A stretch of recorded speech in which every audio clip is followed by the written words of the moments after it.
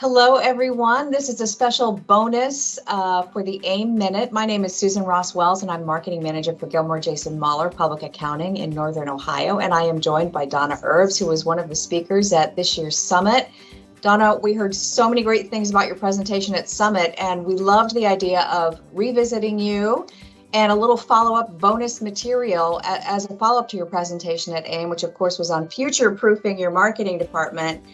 And we're focusing now on areas of opportunity. And there was one particular area you and I discussed that you'd like to dive a little deeper with. So I'm going to toss it to you and you can share some thoughts with us. Susan, thank you very much. I'm really humbled to have this opportunity to do this. And from one recovering journalist to another, it's nice to also do this with you. So I just want, so many people have reached out to me via LinkedIn and email and asked some questions, and it all kind of revolves around this confidence to really be our true selves. And so I thought I would just share. So a couple of years ago, I was asked, like, Donna, what's your favorite quote? What do you really think defines you? And, I have several because I'm a book junkie and I like all that sort of things. But there is one, and it's by Rosalind Carter. And I was quoted in the Business Journal 4 years about it. And it goes like this. It says, you have to have confidence in your abilities and then be tough enough to follow through.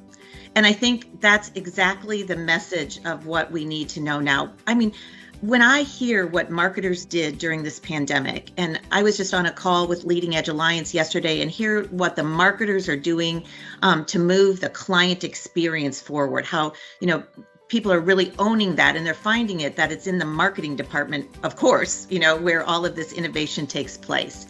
And when I hear the staggering numbers of the new business that came in, the website leads that people had, I mean, we have to celebrate that, right? I think that if there's ever a time for marketers to display their confidence and to have great conversations about real results, about real performance, it's now.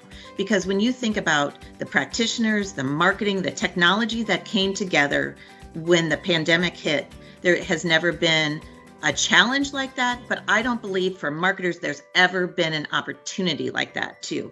And we just have to be tough enough to follow through. So let's have those conversations. Let's sit down with the people in our firms and say, okay, here's what happened. Here's what the numbers look like. Here's how many times people came to us for information. Here's how many times we were the resource for them. Now, could we have done that alone in marketing? Absolutely not.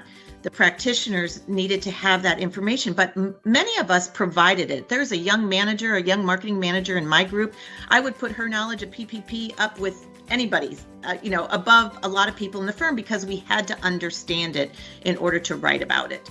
And so I think that if we can have that conversation and say, look what happened. So let's think of not marketing as a support function, but I'm going to go back to my thing. It's not support, it's an engine. It's what's moving people forward. And I really think that it is about having conversations because, this is all learning. We have a banker here at Anders. I mean, how remarkable about that is that 3 years ago, a banker retired and joined us here. And here we had an in-house expert on all of this PPP and how banks think and everything. And he's always coming to my department saying, you all are amazing. I've never seen anything like it, right? But he's coming from the outside. So I also think that as we grow in advisory practices and we get other people in here with a different perspective, there's also an opportunity for us to look to other people. But I'll go back, I told everybody in their conversations to be bold but respectful. I think this is just a learning curve. All of us had to learn so much to figure this out. I think now it's just for us to be able to tell the partners, tell the leadership, for them to understand what marketing is really doing to propel those firms. And you had mentioned too this concept of be careful how we view ourselves, right? You're essentially saying, own it, girl, or whoever, just stand up tall and, acknowledge that you're a driver rather than a passenger.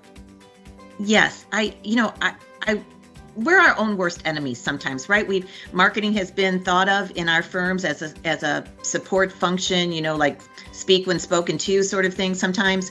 And I'm not going to say that I wasn't guilty of that in early part of my career, right? Because that's just just how it was. But I think there's such a huge opportunity now to just stand up and say, look what we've done for you lately, and if we're not going to be our own cheerleaders, if we're not going, we're really good at marketing services and marketing other people. Think of what we do to put other people out there. And I think sometimes we just have to sit back and say, now it's time to market ourselves a little bit too. What a perfect way to wrap this up. Donna, thank you so much. I really enjoyed chatting with you and getting to know you, and hopefully the AIM members will enjoy this as well as part of some bonus material in our AIM Minute. Thanks so much, Susan.